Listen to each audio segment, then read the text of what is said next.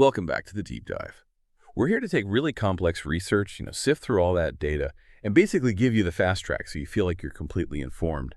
Today, we're diving into something pretty huge, the collision of, ancient faith and cutting-edge future tech. We're looking at how artificial intelligence is getting deeply integrated with Islamic education, specifically how it's affecting kids. Okay, let's unpack this. We've gone through sources that aren't just listing apps. They're digging into these really profound psychological, ethical, even philosophical shifts that are happening, like right now.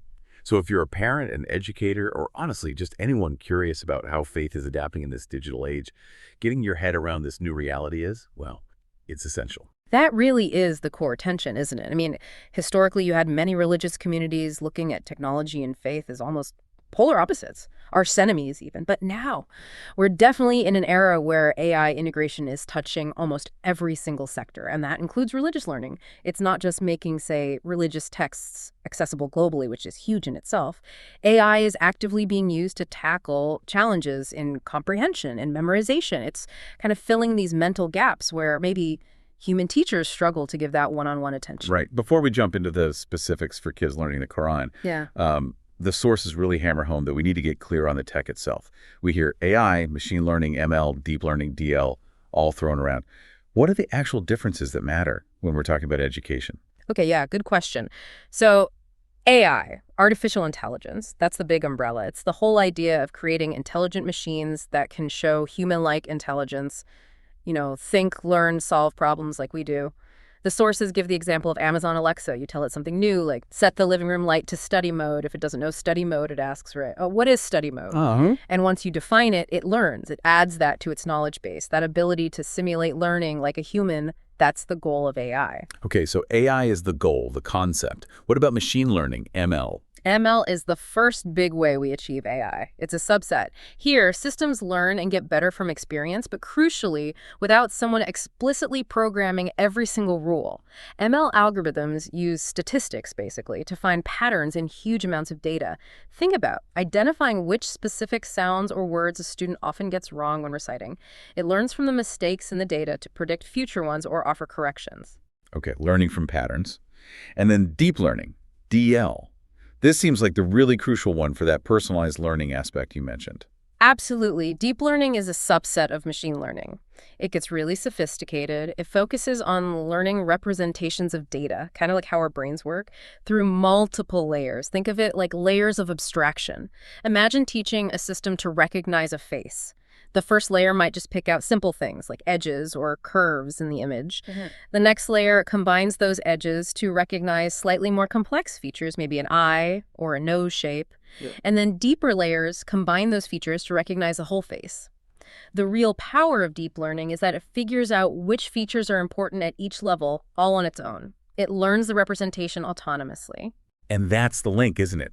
That deep analysis capability is what allows for tracking individual errors, student progress at a really fine-grained level. That's what makes true personalization possible. So our mission for this deep dive is basically to compare the massive opportunities AI tools offer for Quranic learning, especially for kids under 18. Compare that with the traditional time-tested prophetic method. And importantly, weigh up the ethical questions and the psychological impacts that come with this deep level of tech integration.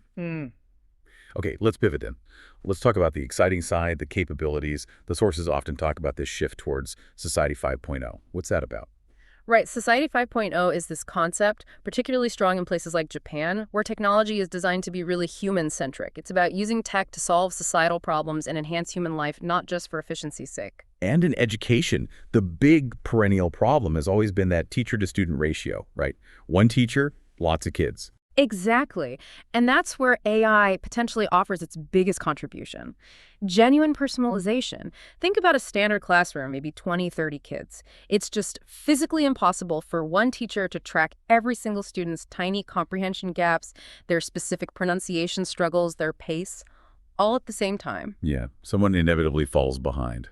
Or gets bored because it's too easy. And the moment a child starts struggling with, say, memorizing a specific verse or gets stuck on a tricky phonetic sound in Arabic, they can get really frustrated. And it's hard for the teacher to catch that immediately and tailor the next 5 minutes just for them. This is why the research really zooms in on intelligent tutoring systems, or ITs. These are AI platforms built specifically to tackle that student-to-educator ratio problem, and we're seeing them used effectively around the world.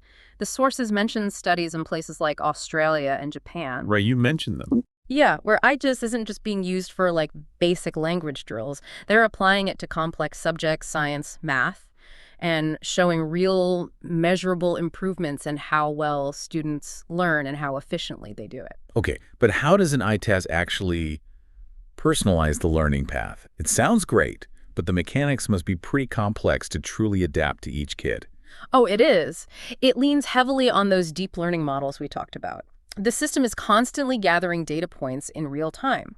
Things like, how long did the child take to answer that question? How many times did they try reciting that verse before getting it right? What exact kind of mistake did they make? Ah, okay, so it's specific. It's very specific. For example, if a child consistently confuses the Arabic letter kaf, that deep guttural sound, with the softer kaf, the AI detects that specific pattern, and it doesn't just flag it. It immediately generates maybe a tiny micro lesson, perhaps with audio examples and visual mouth-shaped guides, focusing only on the difference between those two sounds, the points of articulation in the throat versus the back of the tongue. That's adaptive learning right there. The AI builds a profile of the child's weaknesses based on their errors, and then it uses smart techniques like spaced repetition algorithms. Like flashcards, but smarter. Exactly, but way smarter. Instead of just drilling every verse equally, the system knows, okay, this child struggled with verse 5 of this surah 2 days ago. And it cues up that specific verse, or even just the difficult words within it, right when the algorithm predicts they might be about to forget it. This constant targeted feedback loop is so important. It keeps kids from getting stuck on something too hard, which leads to frustration, but also keeps them challenged, moving forward, preventing boredom.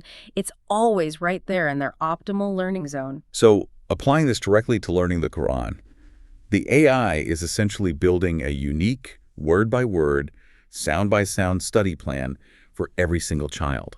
Something a human teacher, no matter how dedicated, just couldn't manage for a whole class. Precisely. And this goes beyond just structured lessons. Yeah. The sources talk about this personalized assistance moving into what they call extreme application and daily faith practices. We're talking about accessibility and support that was, frankly, unimaginable even 10 years ago. Like the examples you see popping up. Virtual imams, AI muezzins doing the call to prayer. How do those actually work? Are they replacing people? Well, replacing is a strong word, but they demonstrate how AI is embedding itself into daily religious life. Virtual imams, for instance, aren't really delivering sermons like a human imam would with that spiritual connection. Think of them more as incredibly powerful knowledge bases. They can tap into vast libraries of Islamic texts, scholarly opinions, legal rulings, fiqh, and instantly answer complex questions. You could ask about a specific ruling on, say, finance, according to a particular school of thought, and it could pull the relevant texts and summaries far faster than a person could research it. I see. So it's more like a supercharged search engine for religious knowledge. In a way, yes. And the AI muezzins. Often this refers to highly sophisticated automated systems for the adhan, the call to prayer. They use AI linked to GPS and astronomical data to calculate the prayer times with pinpoint accuracy for your exact location anywhere in the world. And they ensure the call happens reliably, exactly on time, every time. It's about precision and accessibility. Okay, precision and access. And what about that example from outside Islam, the robotic Buddhist monk in Japan? That sounds, well, startling. It really does highlight how far this can go in terms of societal integration and even cost effectiveness. This robot monk, as the sources describe it, performs funeral ceremonies. It follows a detailed script, performs the rituals based on programmed protocols. And the really striking detail is the cost. Apparently, it charges only about a quarter of what a human monk typically charges for the same ceremony. A quarter? That's significant. It is. And it shows that AI isn't just a teaching tool anymore. It's actively performing roles, delivering services, even within sacred contexts. This is challenging the traditional human roles and even the economic models within religious institutions globally. Okay, let's make this really concrete for people listening.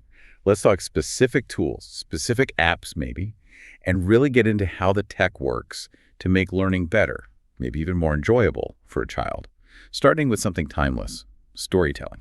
Right. Storytelling is foundational in almost all education, but especially in religious teaching. Quranic stories are packed with moral lessons, history, guidance, but as you said, just reading them from a book can sometimes feel a bit static for kids today. Yeah, passive. Exactly. And this is where AI comes in to make it dynamic. The sources mention apps like Quran Tales or Kids Quran Stories. What these apps do is turn these narratives into genuinely interactive experiences. The core tech is often AI-driven adaptive branching narratives. Branching narratives, like choose your own adventure.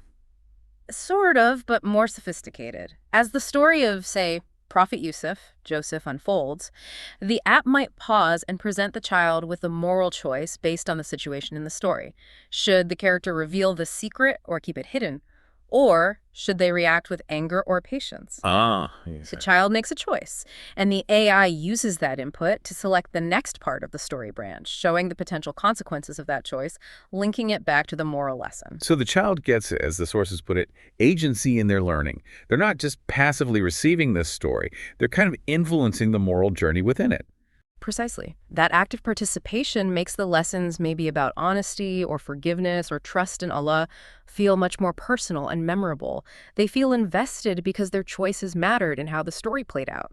And these apps usually enhance this with really good voice acting, colorful animations, maybe little interactive puzzles related to the story. It brings these ancient, powerful stories to life in a way that resonates with digital natives, making traditionally taught material more accessible and, frankly, more fun. Okay, that covers engagement and understanding the narratives.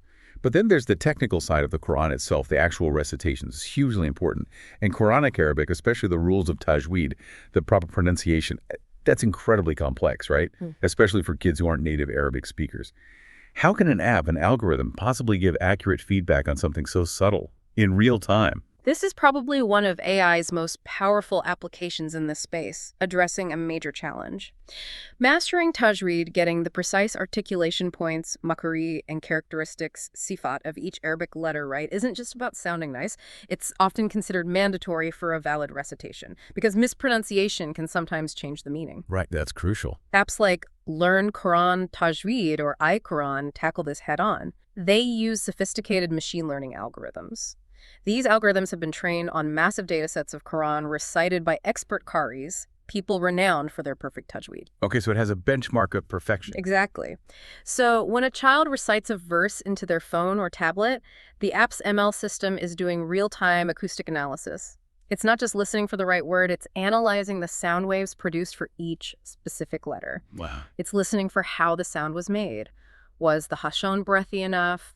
Was the ain sound produced deep enough in the throat? Was the dad sound properly resonant? Arabic has sounds, as you know, that just don't exist in English, these deep, guttural, or emphatic sounds.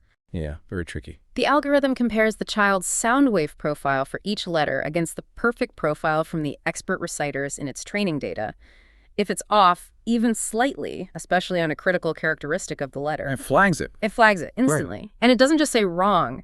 It often gives specific feedback, maybe highlighting the letter, showing a diagram of the mouth or throat, sometimes even playing the correct sound followed by the child's sound so they can hear the difference. That's incredibly precise feedback. Can it tell the difference between, say, a major error that actually changes the meaning of the word versus a more minor, maybe stylistic imperfection? Yes, generally it can be programmed to prioritize. The systems focus on what's called lan-jali, clear, major errors that could fundamentally alter the meaning or grammar, and thus the theological understanding. For example, if a child recites a short vowel as a long vowel, changing he created to create, the AI flags that immediately and forcefully. Minor imperfections, lan kafi, might be noted, but perhaps with less urgency. It provides that instant correction and reinforcement. It's a constant feedback loop. A human teacher in a busy class might only catch a fraction of those errors, or only be able to give feedback later. This immediate personalized correction repeated consistently is an enormous help, especially for non-native speakers trying to master these complex phonetics from scratch. It really accelerates the technical mastery. Okay, the technical power here is undeniable. Perfect tajweed feedback, adaptive storytelling that makes lessons stick. It's genuinely remarkable stuff. But now, well, here's where it gets really interesting and maybe a bit worrying. We have to shift gears from the how-to and the cool features to the critical discussion, the risks, the ethical lines. Because if we get perfect technical recitation but damage a child's spiritual or psychological well-being, what have we actually gained? That's the absolute crux of the debate. Integrating AI so deeply with sacred texts demands extreme caution, ethically speaking. The number one constraint, highlighted again and again in the sources, is authenticity. AI developers cannot work in a vacuum here. They absolutely must collaborate closely with qualified Islamic scholars. Why? To ensure the data that AI learns from the interpretations, the historical accounts, the translations strictly adheres to authentic Islamic tradition and mainstream understanding. Because if the training data is flawed. Exactly. If the AI learns from inaccurate sources or generates, say, a story or an image depicting a prophet in a way that contradicts established sources, or misrepresents a key theological concept, for a child taking this as absolute truth from the smart machine, that could lead to serious, long-lasting misunderstandings or misrepresentations of their faith. And a huge part of the danger seems to come from the AI's very nature. It's designed to be neutral. Which sounds good usually, but maybe not when dealing with sacred truth. Precisely. AI, at its core, is programmed to process and present information neutrally. It lacks the capacity, the programming, the consciousness to judge the inherent truth or falsehood of the religious data it's fed. So it just mixes everything together. Potentially, yes. This opens up huge risks. Imagine someone deliberately feeding the system fake hadith, or maybe texts from fringe groups like Qadianis, presented as mainstream Islam, or even outright atheist arguments about Islam. Oh, wow. The AI, acting as a neutral synthesizer of information, could present all of this side by side without any warning label, making it all seem equally valid to an unsuspecting child. This program neutrality, when applied to learning about faith, especially if the child is using it without supervision, can be a direct pathway to misinformation. It can undermine core beliefs, exploit a child's natural curiosity in harmful ways. And when a young learner gets access through this neutral lens to the sheer volume of different religious ideas, anti-religious arguments, all presented equally, it can absolutely foster confusion, doubt, and, as the sources warn, potentially increase the risk of drifting away from faith or even apostasy, simply because there's no human filter providing context, authenticity checks, or spiritual guidance. This seems especially risky when we focus on kids under 18. The sources describe them as, pure, incredibly quick learners, but also lacking the critical thinking skills, the life experience, the maturity of adults. And they're growing up completely immersed in tech, this Society 5.0. That dependency is key, and it leads directly to something the research calls the visualization dilemma. This might be the most serious, spiritually sensitive concern raised. Visualization. How so? Okay, so Islamic tradition, as you know, has very strong reservations, often prohibitions, against creating images of prophets, and absolutely forbids any attempt to visualize or depict Allah, God. It emphasizes the unseen, discourages creating false imaginations of the divine or the prophetic. Right, that's fundamental. But now consider modern generative AI models, things like Sora, Midjourney, DALL-E. These tools are designed to take a text prompt and create an image or even a video of anything the user asks for, and they do it neutrally, based on the patterns in their training data. They don't have built-in theological roadblocks. Yeah. A child trusts the AI implicitly. They see it as this source of all knowledge and capability. And they don't understand the religious boundaries. The really serious, frankly frightening question the research poses is this: what happens when a child, relying on this machine they see as all-knowing, innocently types in a prompt like, show me a picture of Prophet Muhammad, peace be upon him, or even, show me what Allah looks like? Oh, no! The AI is programmed to try and fulfill the request based on whatever data it has, however inappropriate or speculative. It has no internal conscience or understanding of sacred boundaries. This is a direct violation of core Islamic tenets. And generating such images could cause profound psychological or spiritual harm, planting incorrect, even blasphemous ideas in a child's mind, precisely because the AI lacks that faith-based firewall. That's a critical danger. It underscores just how vital that human element, that guidance, really is. The sources then go on to list specific negative impacts observed in children under 18 due to this kind of over-reliance on AI. There are 10 points they make that are quite stark. Yes, they paint a concerning picture of potential behavioral and cognitive shifts. The first one is learning without accountability. The child interacts with a machine. The machine measures technical skill. Did you recite correctly? Did you answer the quiz? But it doesn't gauge character, intention, moral understanding, or effort in the same way a human teacher or parent does. Second, the sheer convenience is discouraging the use of traditional textbooks. Kids find it easier, maybe cooler, to read the Quran on a screen. This can subtly reduce the sense of reverence, the physical connection, the adab associated with handling the actual mushaf, the physical copy. Third, And this links to the visualization issue. It can foster a non-acceptance of basic Islamic beliefs without visual proof. If they can't see it via video or an AI-generated image, concepts related to the unseen gaib, which are central to faith, might feel less real or even questionable to them. Which leads directly to the fourth point: actively demanding videos and images of prophets, peace be upon them, and their companions, Sahaba. They expect visual confirmation for everything, pushing against tradition because the tech can potentially generate it, even if it shouldn't. Fifth, because the AI is so fast, so comprehensive in its answers sometimes, it can lead to a deep-seated tendency to believe the AI over parents and teachers. The machine's authority starts to feel more absolute than human guidance. Scary. Sixth, building on that, is relying solely on AI for knowledge and authenticity. If the AI says it, the child assumes it's true, accurate, and authentic without questioning the underlying sources the AI might have scraped together. Seventh, while personalization is a benefit, the flip side is that excessive reliance weakens vital human interaction. Those nuanced social skills, empathy, understanding social cues, moral reasoning, those develop through real conversations, debates, and relationships, not just interacting with an interface.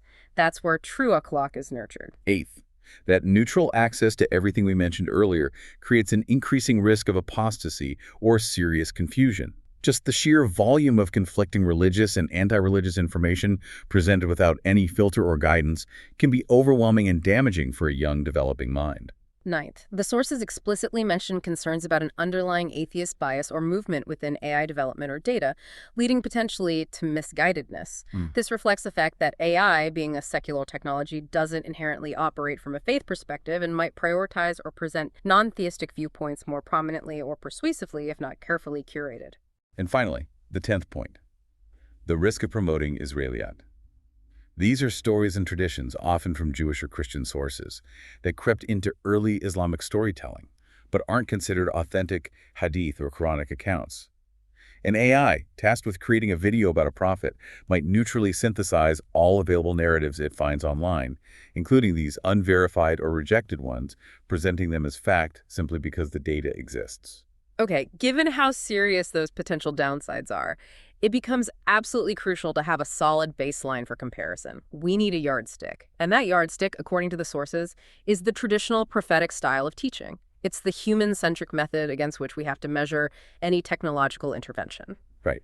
And the sources are really clear that the heart of traditional Islamic education wasn't just about rote memorization or getting the pronunciation perfect. It was about holistic development, developing the whole person. Concepts like akhlaq and abab. Exactly. Akhlaq is usually translated as character, ethics, moral values.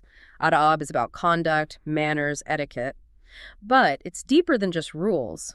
The great scholar Imam al-Ghazali described akhlaq beautifully. He said it's not about forcing yourself to act good, but about reaching a state where good actions flow spontaneously from your inner character. Wow, that's a high bar. It is, and the crucial point is you don't develop that kind of ingrained character, that spontaneous virtue, by interacting with an algorithm. It's transferred through human connection, through watching role models, through social interaction, through feeling that natural inclination to act virtuously because you see it lived out around you. Which puts the primary responsibility squarely back on the humans in a child's life, doesn't it? Primarily parents and family. They're the first, and maybe the most important, educators. The emphasis in the tradition is immense. The Quran itself commands believers, in Surah Al-Tarim, verse 6, "O you who believe, save yourselves and your families from a fire." It's a direct instruction for parents to take preventative action through education and upbringing. A heavy responsibility. Absolutely, and the Prophet Muhammad, peace be upon him, reinforced this constantly. There's a well-known saying attributed to him: "No father has given his son anything better than good conduct, not wealth, not status, but good conduct." And crucially, the child's conduct is seen as a direct reflection of the parent's conduct. If parents consistently use polite language, if they perform their prayers regularly and openly, if they are honest in their dealings, they are literally modeling the curriculum of akhlaq and adab every single day. So the learning isn't just happening in formal lessons. The home is the classroom. It's the primary classroom, especially in those early formative years, long before any app or even formal schooling comes into the picture. The child absorbs the values by seeing them embodied. And the prophetic tradition even outlines specific, intentional steps for this early psychological and spiritual grounding right from birth. Indeed, it's very intentional. The very first recommended step right after birth is whispering the Adhan, the call to prayer, softly into the baby's right ear, and the Ikma, the shorter call to commence prayer, into the left ear. Why is that done? The wisdom behind it is seen as establishing faith through the sense of hearing, making the very first coherent sounds the child processes, words of devotion, remembrance of Allah, the call to worship. It's about setting a spiritual foundation from moment one. Furthermore, there's guidance that the first words a child should be consciously taught to speak are the words of Tawhid, of monotheism, La ilaha illallah, there is no God but Allah. Again, grounding them in the core belief linguistically as soon as possible. It's all about immersion from the start. Yeah. And what about socialization? Bringing them into the community. That's also key. There's specific advice, for instance, for Muslims to start taking their children to the mosque for prayers around the age of 7. This isn't just about learning the prayer movement. Right, it's more than that. It's about social integration, learning discipline by standing in rows, showing respect for elders and the sacred space, feeling part of the wider Muslim community. Ummah. It fosters social growth and reinforces character building within that communal context. There's a famous hadith that encapsulates this environmental influence. Every child is born on fitra, the natural inclination towards good monotheism. Then his parents make him a Jew, a Christian, or a Magian.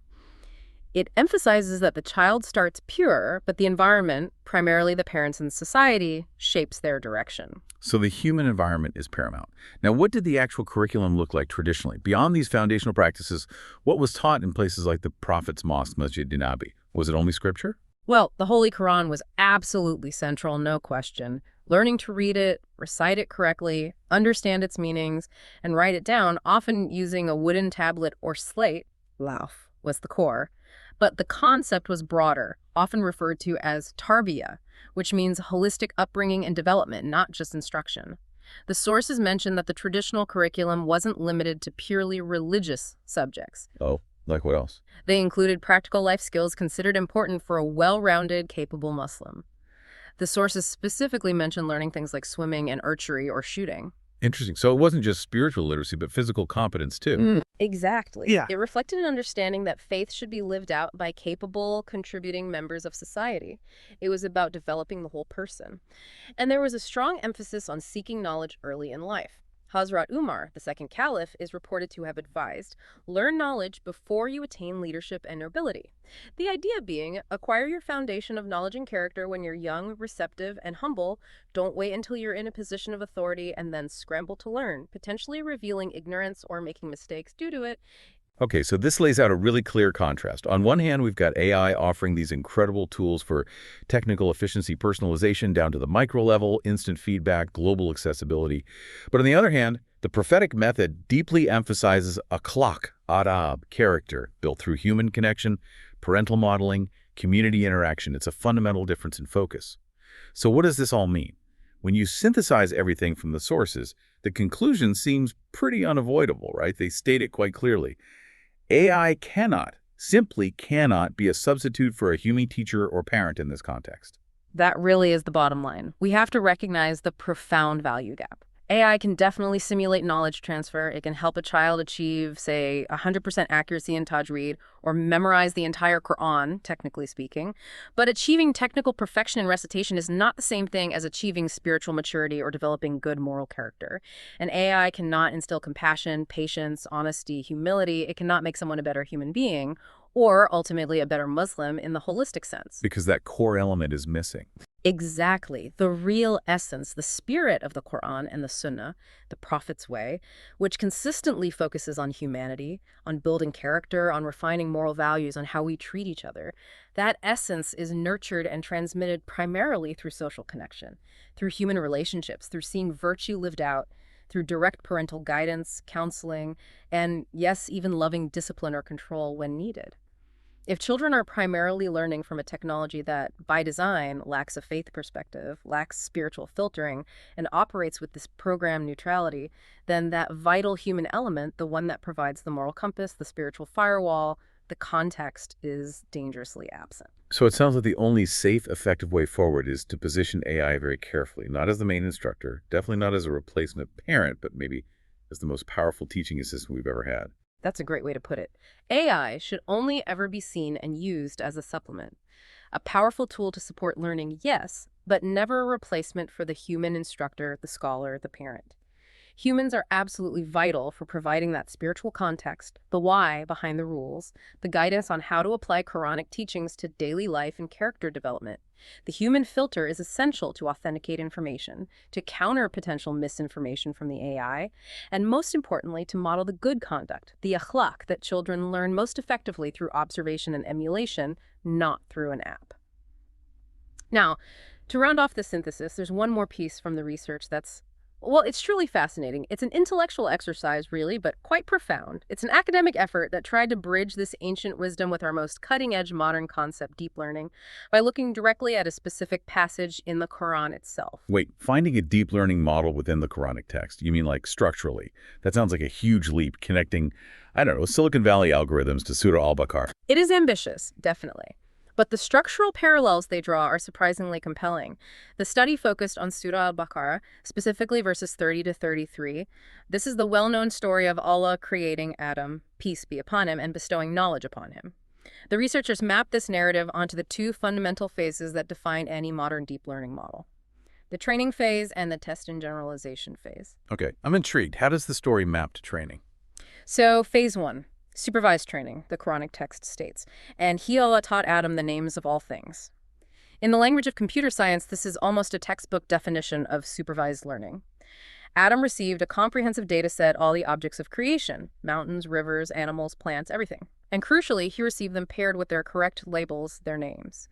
Input data, the object, linked directly to the correct output label, the name.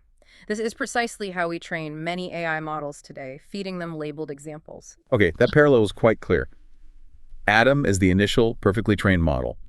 What about the testing phase? How does the story show generalization, which is the real goal of learning? Right. Phase 2, the test and generalization.